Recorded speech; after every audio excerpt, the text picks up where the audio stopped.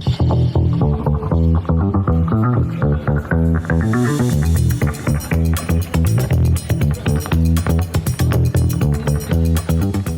have a special guest in the studio today, an award-winning public relations expert, trailblazing entrepreneur, and media strategist who has helped countless businesses and leaders elevate their brands through the power of storytelling.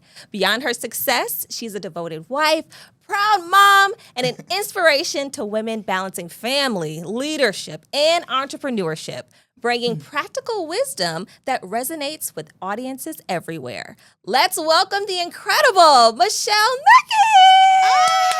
Thank you. Thank you Welcome, so much. welcome. Wow, what an intro. I loved it.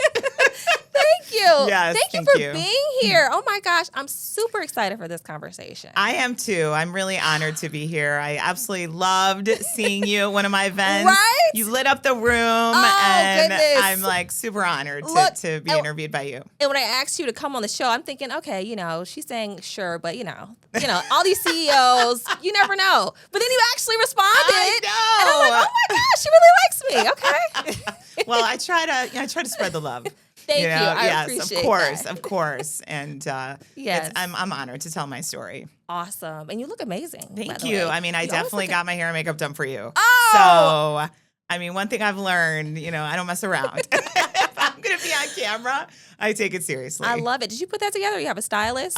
Great question. I started working with a stylist recently. Her name is you? Tali Kogan. Oh. And her and her team picked out this blue sleeveless summer suit Wow. with all this little awesome Bedazzle, jewelry. yes. And, it's just been a journey for me Yeah. for many years of trying to figure out how do I find my confidence and dress for the events I'm going to and be that person in front. Once I Yes. started a business, it became very taxing for me to walk in my closet and figure that out. I Right. know everybody relates, but the Yes. pressure with social media and everything, it just became very large. So I finally decided Yeah. to get some professional help, and it's made Oh a my big difference for goodness. me. I might need to Yeah. reach out to her because You look great. Yeah, no. You look great. You look amazing. Thank Every you. time I see you at the other events today, I'm like, Thank okay, you. girl. That means a lot to me. My personal brand is very important to me, so I've worked hard at it Yes. very much, and I'm still working at it. As Yeah. we all are, definitely. No, exactly. Okay, so for those of people who may not know the incredible Michelle, tell us a little bit about yourself, where you're from, and Okay. what you do. Okay, so I'm from Chicago, born and raised. Yep, I grew up actually in the north suburbs. When I was 5 years old, my parents moved us to Morton Grove, Illinois. My parents were immigrants and raised us there. And eventually I fell in love with journalism in high school. I had a teacher that inspired me. I loved telling great stories. He said I'm a good writer and told me to try for the newspaper. Who knew? And it became my passion. And so I wanted to go to a great school. I ended up at Northwestern, Nice. paid my way. Definitely, my parents did not have the money for that kind of education. So I'm really proud that I was able to go there for my journalism education, Medill. Yeah, Medill. Yeah. Great school. Yep. And eventually, I got my start in television. I wanted to be a broadcaster and be in front of the camera. I ended Okay. up as an overnight news writer. Oh. You do whatever it takes. Suddenly, I'm on the 1 a.m. shift in a dark newsroom. Oh, my goodness. Yep. But, Yeah. I did whatever it takes. And I knew that was going to be kind of my path for life. And so I worked really hard to eventually move up to becoming a producer. I did some line producing, a segment Yeah. producer, and then became senior producer. And it was a 12-year career. 12 years? I wouldn't trade it for anything. I loved the people I worked with so much. I learned so much. I met amazing celebrities and worked Right, with, yeah. anchors and talent that today are still, out there killing it. Yes. People like Tamron Hall and Bob Surratt. Oh, And yes, yeah, the and veterans. Yes. veterans. And so, eventually I had little kids. I got married. I like to say I endured my entire lifetime at Fox because it was like I was dating and coming in at 1 a.m., after a date. And then, Oh, then I, got engaged and then I got married and then I had babies. What? And the whole thing happened, during those 12 years. So how did you and your husband meet? So we met I actually had a small PR job just to pay the bills before okay, I broke into okay. TV. And he was the guy that came in and sold us our computers at the office I was working. Wow. Okay. So All So that was a little unexpected moment, but we definitely were dating then. He dealt with me in the overnight shift years and all that. And now we're married 25 years. So I love that. Okay, sorry, I had to ask. I know. I'm curious to see, where people meet and how they find love. We were that workplace romance thing. I love it. Okay. Anyway, so back to my career. Yes. So then after Fox, I did end up going into PR for about a decade before starting my own business. And for me, PR was a very natural transition. I worked with so many publicists back in the day who I was working with to book my guests on the shows and getting pitches all the time. And I thought to myself, wow, this is something I think I'd be really good at because I had that insider experience now of what it takes, right? To tell a great story and make someone newsworthy. And, I'd coach them for minutes before they went into the studio, but, they'd fall apart when they were getting in front of the cameras. And so I learned a lot about what it takes to really, be that front of the camera person and how to teach people how to speak on behalf of their business. And it became a great transition for me. I miss TV, but I also love the PR world. And after 3 different agencies, a couple crazy things happened to me that led me to become an entrepreneur. We'll probably get into that soon. Yes. Now I've had Mekky Media for 10 years, and it's been my proudest career moment for sure.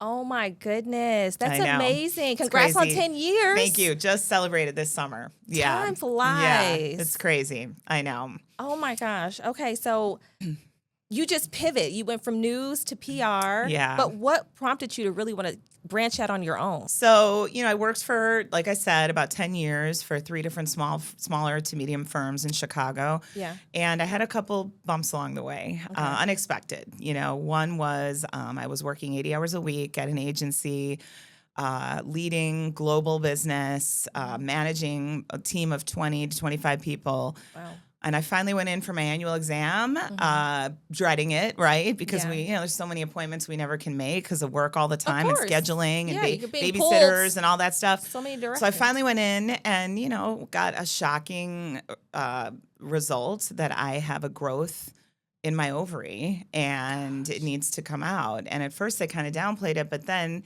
that turned into you need to see an oncologist. You're a young woman with a very large tumor. And so eventually I had to go for surgery, woke up, everything was removed in my abdomen. I had a full hysterectomy and learned I had cancer. So ovarian cancer is very deadly. I knew nothing about it, and it was the shock of my life. Now, the good part of the story is that it was caught early. Yeah. I was only stage 1. I didn't even need chemo, and all I was told since that day was, you are very blessed, Michelle. Like, someone is watching over you, and you are meant to do big things, right? And I thought, how did I get so lucky when so many people truly are dealing with such terrible things in their lives, especially cancer diagnosis? And so it stayed with me, and I really struggled to recover and snap back into my normal life. And I did eventually go to a third agency hoping to figure it out and get a little more balance. And then suddenly after a year and a half, lost my job. So those 2 things were like the universe. I felt like giving me this huge message, to redirect to redirect me. And the minute I came home after losing my job, my husband looked at me and said, "You're going to start a company." And I've told this story so many times because it's so crazy to me that I could do that. I didn't believe in myself enough. And that wasn't on your radar at all? Never. I never thought about, you're going to be this, entrepreneur and you're going to have your own company. Yeah. I never dreamed of that. I always thought I was just going to work for other people and make my impact and, support the women, the amazing women and men that I was working with back then. Yeah. So things changed and I said, well, what the hell? He pushed me to do it. I had a family friend who loaned me money. Oh my And I gosh. thought, well, if they would loan me money to start a company, then I can't say no. I need to just go for it. So I did. And what an amazing village you have. I am very grateful to this day for everyone around me. My mom was so supportive, my kids and my friends, people who really lifted me up in my lowest moments. Yeah. And I started literally in my dining room. I mean, it was so simple. I just had a laptop and a new puppy at my feet. And I just thought, okay, what can you do to to make it yourself different, Michelle? You know, how can you tell your story to set yourself apart? Because there's so many great PR people out there and agencies, and it's not that easy in Chicago. It's very competitive. Extremely. Yeah, as you know. So I just put one foot in front of the other, and I started to build. And it's the hardest I've ever worked, but also, you know, here we are. It's grown. I have 10 people working for me now full time. I have, you know, all the benefits and salary, and we've done great things to make it a healthy place to work and have amazing clients. So it's a lot of details within, but I can't talk too long about it, but that's basically the story. Absolutely. And it's funny that you say that. You said it's more hours than you worked before. And that's crazy how that's true. Like, you know, you work in corporate and those are set hours, but most people don't think when you're a CEO, you're working non-traditional hours. Like, that's right. Well, around the clock. Yes. It just doesn't stop. It doesn't stop. True for you? I mean, entrepreneurship is very hard. And when anybody asks me, should they start a business? I'm always going to say, of course, but you need to know the reality of it, you know? And for probably the first 2 years, I say that I, you know, would kiss my kids goodnight and then go into my office to keep working. You know, it was like that because it was just me. And I knew if my name's on the door, like, I cannot fail. Like, that's how I am. I am just going to do whatever it takes to make this successful. And I had a fire in me. So it was a lot of work, and it still is, but you learn, especially after 5 years, you know, things sort of balance out a bit. You get the right people around you, which is super, super key. And I feel like that's been a big part of my journey, is figuring out who do I need to complement my own weaknesses, because none of us are perfect. We can't do it all. You know, I like to say I'm the visionary, I'm the creative, but don't ask me to build a process or be organized, because I need somebody to help me with that part, right? Or things are always changing. So you need someone to help you stay on top of things. Exactly. And then the financial piece, you know, I've never been good with numbers. I mean, that's why it's almost funny, you know, that my husband told me to start my own business when, you know, he's the one that pays the bills at home, and I don't balance a checkbook, you know. Oh, I know that's right. Okay. All right. But here I am running, you know, a 7-figure business, but I have the right people. I have the right people around you. Yes. That's awesome. Yeah. So I want to quote something you said, speaking of your cancer diagnosis. You said, cancer changes you. It strips away every layer of what doesn't matter and leaves you holding on to the things that do. Right. End quote. What matters to you today that might not have before in the past? That's a great question. I think I am able now to find more gratitude in everything. It's not that I wasn't grateful before, but I didn't see it. You know, I just always filled my mind with self-criticism or what is going wrong today and what do I need to worry about, versus finding a way to literally wake up every day, look at the things in my life that I'm grateful for, and if I'm good, I'll write them down. You know, I can't do that every day, but journal about it, but really be grateful. And also take mental pictures of when you're having an amazing moment in your life, you know, whether you're at an event or you're just sitting outside and it's a beautiful day and you're looking at a tree that's inspiring you know, or birds or whatever. Of course. Or the water, you know, that really calms you. Whatever brings you joy. Yeah, whatever brings you joy. And really pay attention to that, because that's one thing I've learned through all my years of just, you know, trying to find myself, is that at the end of the day, your own intuition is what is going to drive you and tell you what to do. You just have to quiet the noise and listen to it. And I've done a lot of work. I have an intuitive coach who's taught me that. Oh, wow. Yeah, it's about how to tune into your own gut, you know? And I think that after going through a life-changing illness that makes you feel like you may not be here anymore, you know, now here I still am. And I've been able to help other people find their careers and find their growth and get through hardship in their lives. And that's so rewarding to me. You know, so I'm grateful that I was able to do that. Speaking of that, because you're someone who's walked that road, what would you tell someone who's maybe going through a diagnosis or maybe recovering? What would you tell them, being as though you've already experienced and lived that? Yeah, I mean, it's really tough because everybody faces different levels of, hardship and diagnosis. I have to say it really is down to surround yourself with people who love you, who build you up, and know that, with the right positive energy around you, you'll be able to get through it. And I think my own husband now is dealing with a diagnosis of Parkinson's. Oh, wow. And I see, him having to go through what I went through now and the scariness of everything and the unknowns. Yes. And so, look, I got through it, but here I am, like, boom, the next obstacle is like right in front of me. So that's like how life is, right? It and I really think is so the more I've gone unpredictable. through, the more I realize there's nothing easy about our life. It's just about how you get through it every day. And and it's the people who surround yourself with, I think, that got me through my cancer diagnosis, that get me through losing a job, it's also, my own positive outlook on life, I think that can't leave me in order to get through those hardships. Absolutely. And lastly, like, what do you think you can tell someone, like a friend or a loved one who's maybe trying to support someone who's going through a life-changing event? What advice or tips can you give them? Because I know sometimes when you don't know what to say and you feel helpless, it's like you don't say anything at all and you retreat. So what can you tell that person, that friend or loved one, what can they do to better support someone who's going through anything like that? Well, I think my best answer to that question is to take care of yourself first. And I know that sounds selfish, but I think that's another lesson I've learned in my life, where I've always been the giver. I've always sacrificed my own happiness for everyone else. I mean,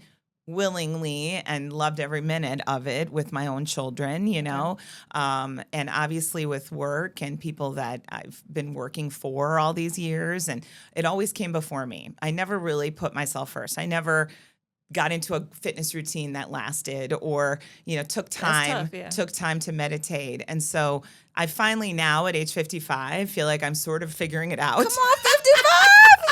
Yes! That's right. I'm not shy about it. I talk about it. Thank you so much. Oh my gosh. It just took me too long to figure that out, So now I'm really focused on my health. I had to go through a terrible health scare, which you think would snap me out of, not taking care of myself, and it really didn't right away. It took a lot of work. Some time. So I feel like if I'm good, I can handle anything around me. I can be there for my team and be there for my husband as long as I take care of myself. So we go to the gym together, we do fun things when we can. We now just started regular date nights because my kids moved back home and we're never alone anymore. But that's okay. As long as we go out. Now. Yeah. Exactly. They're saying, kids are moving back home. I say, why not? If you don't have any kids and, our home is always going to be there for them. It's not what it used to be, where kids can just get their own place right away. It's very expensive. Yes, it is. They have student loans to pay. They're just trying to figure out how to be a worker and not go to school and balance that. And so that's awesome, because I definitely stop by my parents' house every now and then and grab a few things. That's right. But then they're like, okay, you can go now. Right. Exactly. But no, they're the same way. They're like, our door is always open if you need to. So, exactly. But that's great. Yeah. So we are taking care of ourselves, and I think the healthier I am, the better I can help my husband get through this. Absolutely. Oh my gosh. Well, you guys are in my prayers for sure. Thank you so much. I had no idea. You. I know. Okay, so back to a little bit about the professional side. Yes. So let's talk about, so for someone who's maybe building a brand, what does it take to build a brand that stands out in today's overcrowded market, I feel like? Yes. Well, we created something at my agency called the Mekky Method, and it's really my approach to doing just that, right? Okay. It's how to figure out how can you truly differentiate yourself in whatever space you're in. And it starts with understanding who's your competition. Who are you really going up against, and what are they saying about themselves, and what can you say about yourself that's different, right? Right. What are your unique differentiators? That is such a big perspective to think about. And when I started Mekky Media, it was just me, and I was thinking, how am I gonna stand out, right? And my mentor said to me, Michelle, you have the best personality. Like, people want to work with you. Right. So you should say you offer personalized attention. They get you if they hire you in your agency. They get you, right? Yes. So those were some of the ways I thought about things back then and how to be different. And so starts with that, right? Yeah. Then it starts with you understanding how, who are you trying to target? Who's your target audience? Who are your customers? And where are they? Are they watching TV? Are they online? Are they on social media? Yeah, Are they on it's YouTube? And who are you trying to appeal to? And then how do you fit yourself into culture to make yourself relevant? So what's either the media writing about, what's in pop culture that you fit into, or just industry-wise, what's happening? What's your niche? What's your niche? And how are you relevant, right? And then, the big thing is not be afraid to put yourself out there. I think so many of us see, so much on social media now, and everyone's talking to the camera, and everyone's doing amazing videos and finding ways to capture followers, but that doesn't mean you can't insert yourself, right? I stopped worrying about, honestly, like, what people think. Really? That, paralyzed me for many years. It's very intimidating. It's very intimidating. Because you want to have everything perfect. Right. You want to look great. You want everything to be perfect. But but if you're going to worry about that, you're never going to take the step to do it. And I started realizing early on when I started my company, even my own friends were saying, my God, like, you're on social media constantly. I open up Facebook. Every day you're on Facebook. Like, really? I know your life. I don't even need to get together with you anymore. And I'm like, come on, you guys. That's really a snide remark. I want you to be supportive. Like, I have a business and I'm trying to make a living. Yes. And I'm using social media to market my business. And, I still run into friends. Like, last night, one old friend of my husband said, well, I know where your kids are. I know what's happening. I follow you on LinkedIn. And I said, I'm marketing myself and my business. He goes, I know. I'm just teasing you, Michelle. Okay. As long as they understand. You just have to let all that go and know that you are on a path and laser focus on what you're doing, because people are always going to be judgy and make comments. I know. It sucks. That's right. That's the tough part for me. I know. I don't want to see it. I know. And you can just cut that out and try your best, to move forward if you feel good about your work. And so I tell leaders that, I tell, owners of businesses, and those are really the steps that I advise to start to build your brand and really make an impact. So if you're like, it could be like a business or a personal building their brand. How do they know when they need like professional assistance, like a PR agency? Yeah. Like, when would be a good time to say, hey, I need professional help? Yeah. There's a variety of moments. I think when people want and need PR, typically it's when you either want to better reach your customers in a way that's a little more authentic than maybe the typical marketing route of what most people, generally do, which is build a website, start their social media, right? Maybe do some advertising online. But that media piece, that earned media, we call it, or editorial, is really what gets people to believe in you, and get to know you. When they see you out there, they get to know who you are as a human being, right? Speaking on behalf of your business. Right. It's the human connection, I think, that PR can really help with. Yes. But that's not the only thing, also, if there's anything newsworthy, anything new that you're launching, anything that you are bringing to the market that doesn't exist, I mean, it's a great time to hire PR. Yeah. But then I have clients that are just with me for years, that want to build their thought leadership or stand out among their competitors and better reach their customers who need to stay present, because there's competition building around us all the time. So all the time, yes. Yeah, and your story needs to be told. So I'm never going to say everyone should have PR, but obviously that's the obvious answer. No. Sure. It's when you have that moment that you really are trying to better reach your customer and tell that story, that your other methods are really important, but it's kind of the whole mix. And then the last thing I'm going to say is to bring it to the current day. Sure. Is with AI, right? Yes. So AI is so key when it comes to PR right now. It's key? Yes, because any story that's out there about you, any links, any articles, any appearances, any speaking, any content that you're putting out into the universe, the LLMs on AI are learning about you and listening to you. So the more editorial stories that are out, that's our biggest audience now is AI. So I'm really grateful that when people search PR firm Chicago, they find us on AI. I get that a lot. Yeah. People say, I found you on ChatGPT. Wow. And I don't advertise on AI. It's very organic. And I'm proud of that because I work hard, as I told you earlier, on myself and my social media and our own articles. And speaking to you is really important for people to do, and they want to get their word out about themselves. Sure. But that's all tied to AI as well. So it's really important right now to think about your PR. It's all going into the algorithm. All goes into the algorithm, yeah. Okay, so of course, Mekky Media, but you also have another branch, Elevated? Yes. What is that? Tell us a little more about that. So I started Elevated by Mekky Media because I love media training and public speaking training.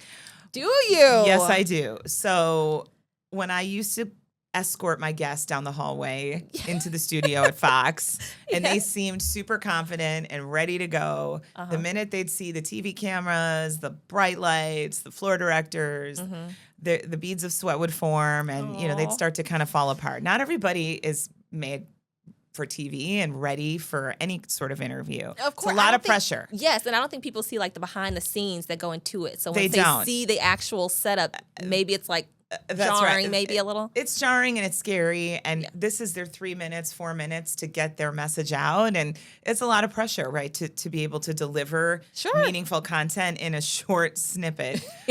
But anyway, regardless, any type of media, any type of interview, any type of public speaking, even on social media now, right, and on Zoom, we're all on camera almost all the time. Yes. It's changed. So I love teaching it, and I've built a program over the years in my, 2 decades doing this now in PR that's really meant to coach people on how to do this right, no matter what position they're in, whether it's a TV host or a CEO or someone just starting out. We really work with big teams as well and can coach anyone. So I've done that for clients all these years, and we have serviced others, but I don't think a lot of people knew about it. So I decided to turn it into a separate brand called Elevated by Mekky Media. I have a former TV reporter who's been on my team with me for almost the whole time I've had the business.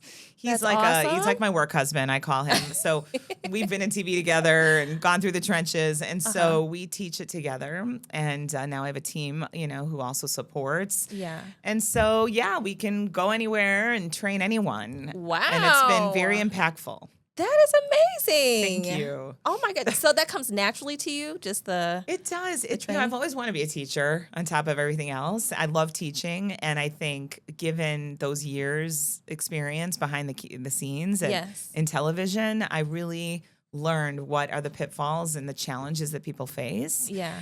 I went through my own training back then. Yes. Right? And I've seen so many things go wrong that now I've really been able to hone it to a great program.